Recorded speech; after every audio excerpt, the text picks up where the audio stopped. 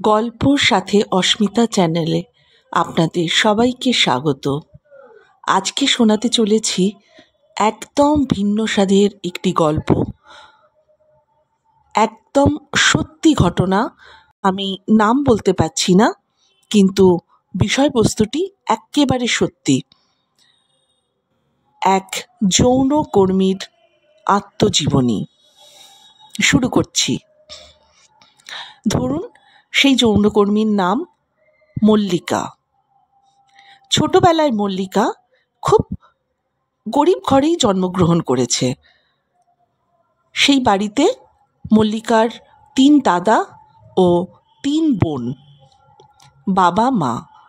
বাবা খেতে কাজ করতেন আর মা বাড়িতে গৃহবধূই ছিলেন, কিন্তু আশেপাশের জমির কাজ এবং লোকের বাড়িতেও টুকটাক কাজ উনি করে দিতেন, তার বিনিময়ে কিছু পয়সা পেতেন।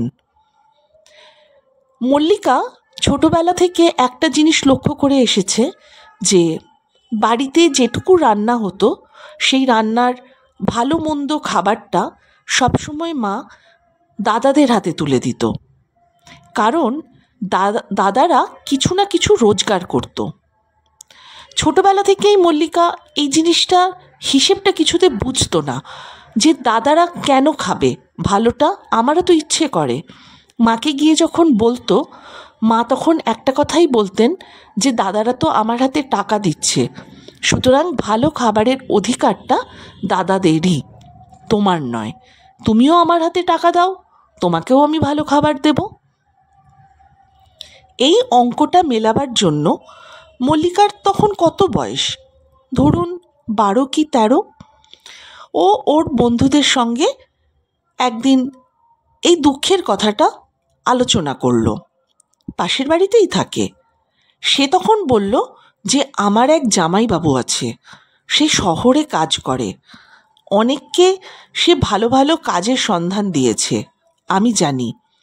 তুই যদি কাজ করিস তাহলে তুই টাকা পাবি, আর তখন সেই টাকা তুই তুলে দিবি তোর মায়ের হাতে। তোর মা তখন দেখবি তোকেও ভালো ভালো খাবার দিচ্ছে, জামা কাপড় কিনে দিচ্ছে। মল্লিকার ওর বান্ধবীর এই কথাটা খুব কানে ধরল। মল্লিকা বলল, হ্যাঁ, তুই তো কথাটা ভালোই বলেছিস, আলাপ করিয়ে দে না রে তোর জামাইবাবুর সঙ্গে।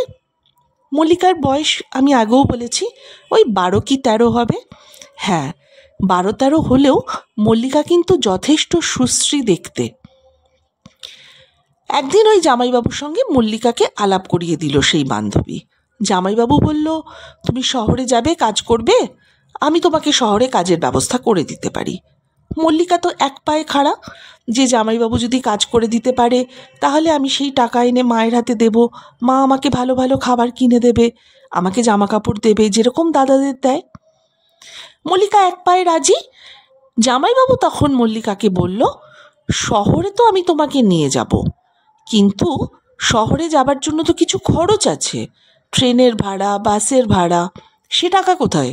আমার কাছে তো সে টাকা নেই, তোমাকেই তোমার সেই টাকা জোগাড় করতে হবে। মল্লিকা একটু চিন্তায় পড়ল যে এ টাকা তো আমার কাছে নেই, কিন্তু ও ভাবল যে আমার বাবার একটা সোনার বোতাম আমি দেখেছি, সোনার বোতাম দিলে কি কাজ চলবে? জামাইবাবুকে বলতে জামাইবাবু তো কথাটি একেবারে লুফে নিল, বলল, তোমার ওই পোড়া বাড়িতে আছে নাকি সোনা দানা? তাহলে তো খুবই ভালো, তুমি তোমার যত সোনা দানা আছে সব নিয়ে তুমি আমাকে জমা দিয়ে দেবে, আমি তোমাকে নিয়ে চলে যাব এবং তোমাকে আমি কাজের ব্যবস্থা করে দেব। ছোট্ট মল্লিকা, 12-13 বছর বয়স, তার উপর গ্রামের মেয়ে, কিছুই জানে না। সে সরল মনে সেটাই ভাবলো যে যেভাবে হোক ওই বাবার যে বোতামটা আছে সেই বোতামটাই আমাকে বাঁচাবে।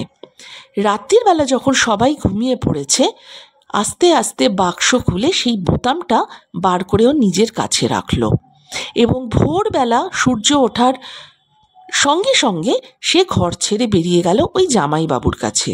আগে থেকে কথাবার্তা বলাই ছিল। জামাইবাবুর সঙ্গে সেই সোনার বোতাম জমা দিয়ে ও চলল ট্রেন ধরে শহরের উদ্দেশ্যে। শহরে এসে বড় বড় বাড়ি, স্টেশন, মল্লিকা তো ভাবছে আমি কোথায় ছিলাম আর কোথায় এলাম, এরকমও হয় নাকি। জামাইবাবু ওকে মাঝখানে ভালো ভালো খাবার কিনে দিয়েছে। মল্লিকা তো ভীষণ খুশি। জামাইবাবু কাজ দেবেন বলেছেন, আমাকে এত যত্ন করছেন, নিশ্চয়ই আমার আরও ভালো হবে। জামাইবাবুর সঙ্গে অনেক আশা, অনেক স্বপ্ন চোখে নিয়ে এসে পৌঁছলো কোনো একটি খুব ঘিঞ্জি গলির ভেতর একটি বড় বাড়িতে। সেই বাড়িতে এসে মল্লিকা দেখে একেবারে ঠেসাঠেসি মেয়ের ভিড়। জামাইবাবুকে জিজ্ঞেস করতে জামাইবাবু বললেন, এরা সবাই এইখানে কাজ করে, এটা একটা কারখানা। মল্লিকা ভাবল, বাহ, বেশ ভালো, এত মেয়ে আছে, আমার তো ভালোই বন্ধু হবে সবাই। মল্লিকাকে নিয়ে জামাইবাবু উঠে এলো একটি ঘরে। প্রায়ন্ধকার একটি ঘর, একটু স্যাঁতস্যাঁতে, ভেতরে একটা তক্তপোষ আর একটা চাদর বেছানো। মল্লিকাকে বলল, তুমি এই ঘরে থাকো, তোমার খাবার দাবারের ব্যবস্থা আমি করছি। কিছুক্ষণ পর খাবার এলো, মল্লিকা খেলো। আস্তে আস্তে বাইরে বেরোলো। বাড়ির বাইরে বেরোবার কিন্তু মল্লিকার অধিকার রইল না। ওই বাড়ির যে চৌহদ্দি আছে, উঠোন আছে, সেখানেই ও মেয়ে ও মেয়ে তাদের সঙ্গে নানান গল্পগুজব করতে লাগলো। মেয়েরা দেখে খুব সাজগোজ করছে। মল্লিকা তো গ্রামের মেয়ে, ও তো জানে না লিপস্টিক কী, চোখের কাজল কী, বা এই রুজ পাউডার এগুলো কী। বিভিন্ন মেয়েরা বিভিন্ন রকমভাবে সাজগোজ করছে দেখে বাচ্চা মল্লিকা, ওরও খুব ইচ্ছে হলো আমিও সাজবো। ও ওদের দেখা দেখি টুকটাক সাজতে লাগলো। কিন্তু ওকে খুব একটা কেউ বিরক্ত করেনি, ওই ঘরেই ও থাকতো এবং খেত। এইরকমভাবে 3-4 দিন যাবার পর হঠাৎই একদিন রাতে মল্লিকা লক্ষ্য করে জামাইবাবু একটি মোমবাতি নিয়ে আসে এবং ওই মোমবাতিটা মল্লিকার গোপন অঙ্গে ব্যবহার করতে শুরু করে। মল্লিকা তো অবাক হয়ে যন্ত্রণায় কাতরাতে শুরু করে এবং জামাইবাবুকে জিজ্ঞেস করে যে এর অর্থটা কী। জামাইবাবু তাতে গম্ভীর হয়ে বলেন যে আগামী দিনে তোমাকে প্রস্তুত করার জন্য এটা করা হচ্ছে, তুমি একদম চুপ থাকো। এবং পরপর 2-3 দিন ধরে এই প্রক্রিয়াটি চলতে থাকে। হঠাৎই এর মধ্যে একটা ঘটনা ঘটে, পুলিশ থেকে ওই বাড়িটি রেড করা হয়। রেড করার মানেটাও মল্লিকা জানতো না। হঠাৎই মল্লিকা দেখে যে অনেক পুলিশ ঢুকে পড়ে এবং সেই সময় মল্লিকাকে এবং সঙ্গে আরও 2টি বাচ্চাকে, মানে ওদের তখন খুবই ছোটোখাটো চেহারা ছিল সেই হিসেবে, একটা বড় ড্রামের মধ্যে ঢুকিয়ে দেওয়া হয় যাতে পুলিশের চোখে এরা ধরা না পড়ে। এরকমভাবে আরও কিছু বাচ্চা যারা ছিল বিভিন্ন ঘরে, তাদেরকে নিয়ে বিভিন্ন জায়গাতে এরকমভাবে লুকিয়ে রাখা হয়। সেই বাড়ির যারা লোক ছিল তারাই এই কাজটি করে, কিন্তু তা সত্ত্বেও পুলিশের দ্বারা এদেরকে লুকিয়ে রাখা সম্ভব হয় না। পুলিশ রেডে এই বাচ্চাগুলি ধরা পড়ে, তার সঙ্গে মল্লিকাও থাকে। পুলিশ ধরার পর পুলিশ এই বাচ্চাগুলিকে নিয়ে আসে থানায়। মল্লিকাও থানায় আসে। থানাতে আসার পর তাদেরকে নিয়ে যাওয়া হয় কোনো একটি হোমে, কারণ এরা প্রত্যেকেই অ্যাডাল্ট ছিল না, 18 বছরের নিচে, অর্থাৎ নাবালিকা। এই হোমে এদেরকে থাকতে দেওয়ার ব্যবস্থা করা হয় আদালত থেকে। কিন্তু অঘটনটা ঘটে এই হোমেই। হঠাৎই একদিন রাত্রির বেলা মল্লিকাকে ডেকে পাঠায় সেই হোমেরই কোনো এক অফিসার। একজন দারোয়ান এসে মল্লিকার ঘর থেকে উঠিয়ে নিয়ে যায় সেই অফিসারের ঘরে। সেই অফিসার তখন মদ্যপ অবস্থায় কোনো একটি ঘরে একেবারে খুবই বিচ্ছিরি অবস্থায় থাকে। মল্লিকা সেই দৃশ্য দেখে ভয়ে কেঁপে ওঠে এবং সে কান্না করতে থাকে যে কেন আমাকে এই অবস্থায় এখানে নিয়ে আসা হলো, আমাকে কি করা হবে। যতই হোক মল্লিকার বয়স তো ছোট, তখন এসব ব্যাপারে এতটা অভিজ্ঞ একেবারেই ছিল না। কিন্তু সেই অফিসার তখন টোটালি মদে চুর, সে মল্লিকার কোনো কথাই কানে তোলেনি এবং মল্লিকাকে সে যৌন নিগ্রহ করে। মল্লিকা ধর্ষিত হবার পর মল্লিকার অবস্থা খুব খারাপ হয়ে যায়। মল্লিকা যৌন রোগে আক্রান্ত হয়ে পড়ে এবং মল্লিকা ঠিক করে যে এই হোমে আমি অন্তত আর থাকতে পারবো না, যেভাবেই হোক আমাকে বাড়ি ফিরে যেতে হবে। কারণ আমার মা খেতে ঠিকঠাক ভালো জিনিস না দিলেও কিছু তো খেতে দিত, আমাকে অন্তত এরকম নরকের জীবন যন্ত্রণার ভোগ করতে হতো না বাড়িতে। মল্লিকা এই সিদ্ধান্ত নেয়ার পর একদিন রাত্রির বেলা যেভাবে হোক ও ওই হোম থেকে পালিয়ে যায় এবং ও পৌঁছয় স্টেশনে, ট্রেন ধরে চলে যায় নিজের গ্রামে। কিন্তু সেই গ্রামে ঢুকতে ঢুকতে ভোর হয়ে যায়। যখন ভোর হয় গ্রামের অন্যান্য লোকেদের চোখে পড়ে যায় মল্লিকা। তারা মল্লিকাকে বলে, তুমি পালিয়ে যাওয়ার পর তোমার পরিবারকে গ্রামের পঞ্চায়েত থেকে একঘরে করে দেওয়া হয়েছে, কারণ এটা পরিবারের দিকে খুব নির্লজ্জতার প্রমাণ যে বাড়ির মেয়ে পালিয়ে গেলে তাকে সমাজে স্থান দেওয়া হয় না। সুতরাং তুমি বাড়িতে যেও না, তুমি বাড়িতে গেলে কিন্তু সেই দরজা আর পাবে না। তোমার বাবা মা তোমাকে ভুলে গেছেন এবং তারাও চান না যে তুমি বাড়িতে যাও। মল্লিকা শুনে তো খুবই দুঃখ পায়। কোনো ক্রমে সেদিকে ওর বাড়িতে থেকে লুকিয়ে মল্লিকা সেদিন রাত্রিরেই সেই গ্রাম আবার ছাড়ে। কিন্তু দুর্ভাগা মেয়েটি, তার তো আর কোথাও পৃথিবীতে জায়গা নেই, সে তো আর কাউকে চেনেও না, জানেও না। সে আবার ফিরে আসে তার জামাইবাবু যেখানটাতে তাকে নিয়ে গিয়েছিল সেই অভিশপ্ত বাড়িটিতে, যে বাড়িতে পুলিশ রেড হবার পর তাকে হোমে নিয়ে যাওয়া হয়েছিল। মল্লিকার আর জায়গা না থাকার জন্য তাকে আবার সেখানেই ফিরে আসতে হয়। সেখানে যখন সে ফিরে আসে, এসে দেখে যে সেই বাড়ি আবার গমগম করছে, ঠিক যেমনটা আগে ছিল।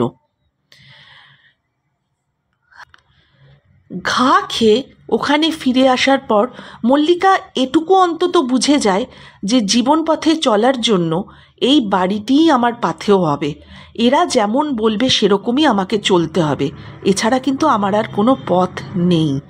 মল্লিকা ওর ভবিষ্যৎ জীবনের জন্য নিজেকে তৈরি করতে থাকে এবং ওখানে যেরকম যেরকম অর্ডার আসে ও সেই অনুযায়ী কাজ করতে থাকে এবং পাশের একটি মেয়ের সঙ্গে শলা পরামর্শ করে ও ঠিক করে যে এখানে আমি রাত্রি বাস করে যে কাস্টমার পাচ্ছি তাকে তুষ্ট করে আমি যা টাকা রোজগার করছি, আমার আরও টাকা দরকার। এবং পাশের বাড়ির মেয়েটির সঙ্গে ও ঠিক করে যে আমি এখানে না থেকে বম্বে যাব, কারণ মুম্বাইতে আমি আরও বেশি রোজগার করতে পারবো। এবার মুম্বাই যাওয়ার পর ওর রোজগারের পরিমাপটা আরও বেড়ে গেল। এখানে যে লোক আছে তারা যখন মুম্বাই পাঠালো, সেই তার দালালি তো এরাও পাচ্ছে, মল্লিকারও সুবিধা। দিনের পর দিন এইভাবে তার যৌন জীবন এগোতে লাগলো। আজ মুম্বাই, কাল ব্যাঙ্গালোর, পরশু উটি, অন্য দিন আবার অন্য কোনো দেশ বা অন্য কোনো রাজ্য। এইভাবে যেতে যেতে মল্লিকার সঙ্গে একদিন আলাপ হলো একটি ছেলে রমেশের। রমেশ বাবা মার এক ছেলে, কিন্তু রমেশের কোনো চাকরি বাকরি নেই। রমেশ কিভাবে যেন ভালোবেসে ফেলেছিল মল্লিকাকে। রমেশ বলল, আমি তোমাকে বিয়ে করতে চাই। কিন্তু মল্লিকা তার সঙ্গে একটা ব্যাপারেই চুক্তি করলো যে আমি আমার কাজ চালিয়ে যাব, আমি তোমাকে খাওয়াবো, কিন্তু তুমি আমার কাজে না করতে পারবে না। এগিয়ে গেল মল্লিকার কাজে। বিয়ে হলো, সন্তান এলো মল্লিকার। সেই সন্তান বড় হলো। বিয়ের পর মল্লিকার নাম পেল, কিন্তু মল্লিকা ওর নিজের কাজ থেকে সরে আসেনি। মল্লিকার জেদ একটাই যে এ কাজটা তো ছোট নয়, মানুষ যেমন পেটে ভাত খায় সেরকম পেটের ভাত রোজগার করার জন্য এটাও একটা উপায়। আর এই উপায় তো আমি নিজে থেকে আসিনি, যেভাবে হোক আমাকে নিয়ে আসা হয়েছে। সুতরাং এটা পাপ কাজ নয়, এখানে আমার কোনো অন্যায় নেই। সুতরাং এই কাজটি আমি চালিয়ে যেতে চাই। এবং মল্লিকা ঠিক এইভাবেই মনের জোরে এই কাজ চালিয়ে গেল। কিন্তু মল্লিকার পরিবারও হলো, মল্লিকার ছেলে হলো। সেই ছেলে ধীরে ধীরে বড় হলো, মল্লিকা তাকে বোঝালো তার অতীত ইতিহাস কী। সেই ছেলেও কিন্তু তা বুঝলো। আজকে সেই ছেলের বিয়ে হয়েছে, বাড়িতে বৌমা এসেছে, কিন্তু মল্লিকা তার কাজ থেকে সরেনি। সে মাথা উঁচু করে সেই কাজ করে যাচ্ছে। সে এটাকে পেশা হিসেবেই ধরেছে, আর 5টা পেশা যেরকম এই পেশাটিও সেরকম। বন্ধুরা, আজকে অনেকে ভদ্র বাড়িতে থেকেও, ভদ্র কলেজে পড়েও এই পেশাতে যুক্ত হচ্ছে। এই পেশা এখন সেই বাড়ির অলিন্দ থেকে ফ্ল্যাটে এসে পৌঁছেছে, হোটেলে খুল্লা এসে পৌঁছেছে। আমরা তো আজকাল ফেসবুক খুললেই দেখতে পাই। এই ব্যবসা হচ্ছে আদি অকৃত্রিম, অনেক পুরনো ব্যবসা। কিন্তু যারা চায় না যে আমি এই ব্যবসায় আসি, তাদেরকে জোর করে নিয়ে আসা হয়েছে। তাদের দুঃখ, তাদের কষ্ট, সেই কষ্টেরই বোধহয় প্রতিবাদ মল্লিকা তার জীবনে দিয়েছে। কেমন লাগলো আপনাদের? যদি ভালো লাগে অবশ্যই জানাবেন কমেন্ট বক্সে।